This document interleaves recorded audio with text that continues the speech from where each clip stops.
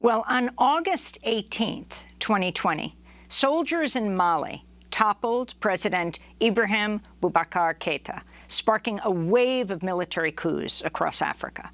Last April, a military council in Chad seized power following the death of Chad's longtime president, Idriss Déby. Then on May 24th, 2021, Mali witnessed its second coup in a year. On September 5th, the armed forces of Guinea captured the nation's president and dissolved Guinea's government and constitution. Then on October 25th, Sudan's military seized power and put Prime Minister Abdallah Hamdok under house arrest, ending a push in Sudan towards civilian rule. And finally, 2 weeks ago, on January 23rd, Burkina Faso's army leaders, led by a U.S.-trained commander, deposed the nation's president, suspended the constitution, and dissolved parliament. That's 6 coups in 5 African countries in just under a year and a half. Over the weekend, the African Union condemned the recent wave of military coups. This is Ghana's president, Nana Akufo-Addo. The resurgence of coups d'etats in our region is in direct violation of our democratic tenets and represents a threat to peace, security, and stability in West Africa. The African Union has suspended 4 of the countries, Mali, Guinea, Sudan, and most recently Burkina Faso. Many of the coups have been led by military officers who have received U.S. training. Those U.S. officers. The Intercept recently reported U.S.-trained officers have attempted at least 9 coups and succeeded in at least 8 across 5 West African countries since 2008, including Burkina Faso 3 times, Guinea, Mali 3 times, Mauritania, and the Gambia. To talk more about this wave of coups across Africa, we're joined by 2 guests. Samar Abalushi is an anthropologist at University of California, Irvine, focusing on policing militarism and the so-called war on terror in East Africa. Her forthcoming book is titled War Making as World-Making.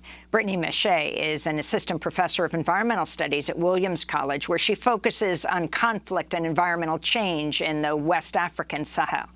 Brittany, let's begin with you, Professor Maché. If you can talk about this region of Africa and why you believe they are undergoing this number of coups or attempted coups.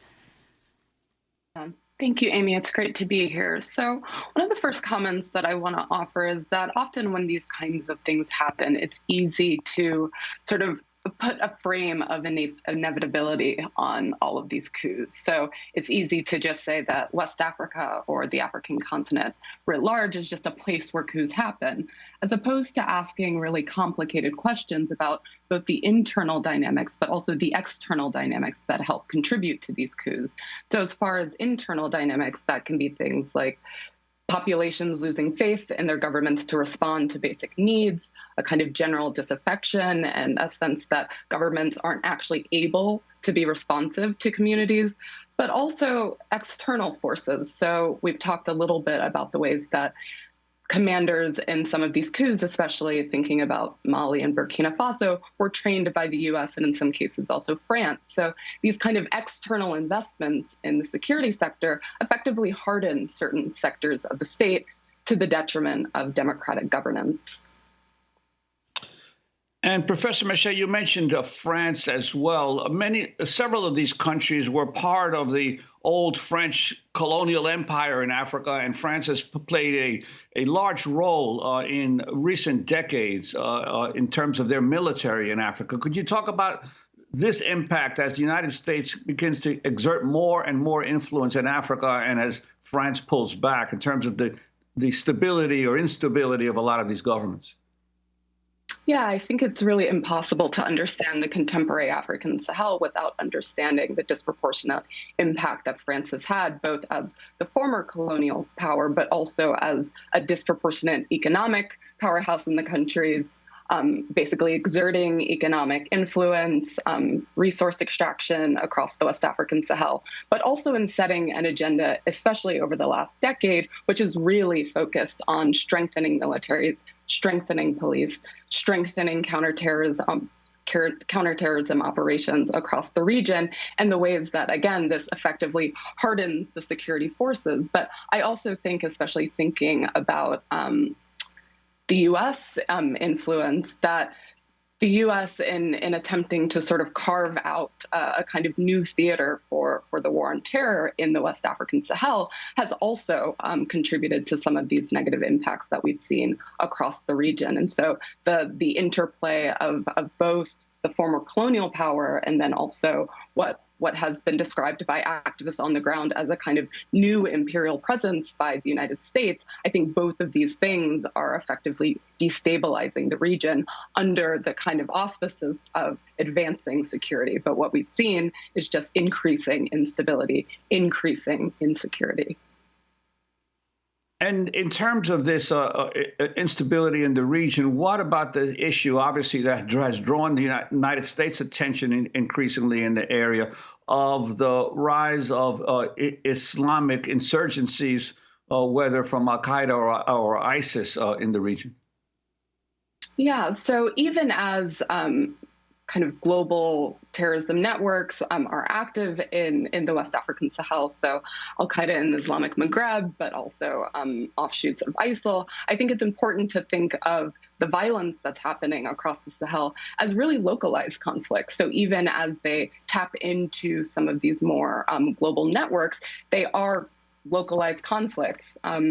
Where local communities are really feeling that both the kind of state governments are not able to respond to their needs, but also increasing both competition over a sense of governance and accountability mechanisms, but also a kind of general disaffection and the ways that people perhaps see armed revolt, armed opposition as one of the few avenues left to stage claims, make claims on governments that they see to be really absent and non-responsive. Professor Moshe, in a moment we want to ask you about the particular countries, but I wanted to turn to Professor Samara Belushi, anthropologist, University of California, Irvine, who focuses on policing militarism and the so-called war on terror in East Africa, contributing editor for the publication Africa is a Country, and a fellow at the Quincy Institute.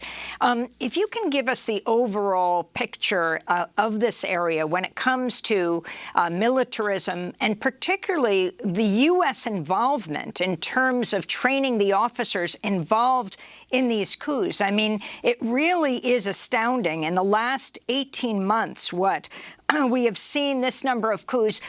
In no time in the last 20 years have we seen this number of coups across Africa in this amount of time.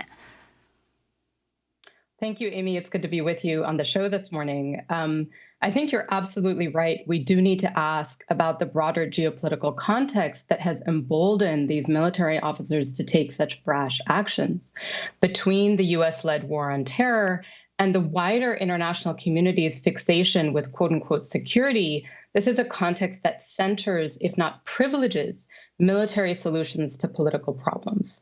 I think there's a tendency in the mainstream news outlets reporting about the recent coups to place external players outside the frame of analysis. But when you factor in the growing role of the U.S. Military Command for Africa, which is otherwise known as AFRICOM, it becomes clear that it would be a mistake to interpret the events in these countries as the product of internal political tensions alone. For listeners who are not familiar, AFRICOM was established in 2007. It now has approximately 29 known military facilities in 15 states across the continent. And many of the countries, as you mentioned, that have experienced coups or coup attempts are key allies of the U.S. in the war on terror, and many of the leaders of these coups have received training from the U.S. military. Now, the combination of training and financial assistance, coupled with the fact that many of these quote-unquote partner states allow the U.S. military to operate on their soil, has meant that these African states have been able to vastly expand their own security infrastructures. For example, military spending on armored police vehicles, attack helicopters, drones, and missiles has skyrocketed. And whereas the militarism of the Cold War era prioritized order and stability, today's militarism is defined by a constant readiness for war. Up until 20 years ago, few African states had external enemies, but the war on terror has fundamentally reoriented regional calculations about security, and years of training by AFRICOM has produced a new generation of security actors that are both ideologically oriented and materially equipped for war.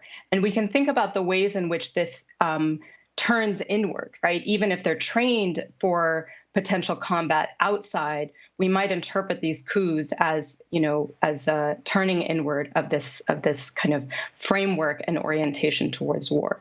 Because the U.S. and its allies rely so heavily on many of these states for security operations on the continent, many of these leaders are often able to consolidate their own power in a way that's largely immune from external scrutiny, let alone critique.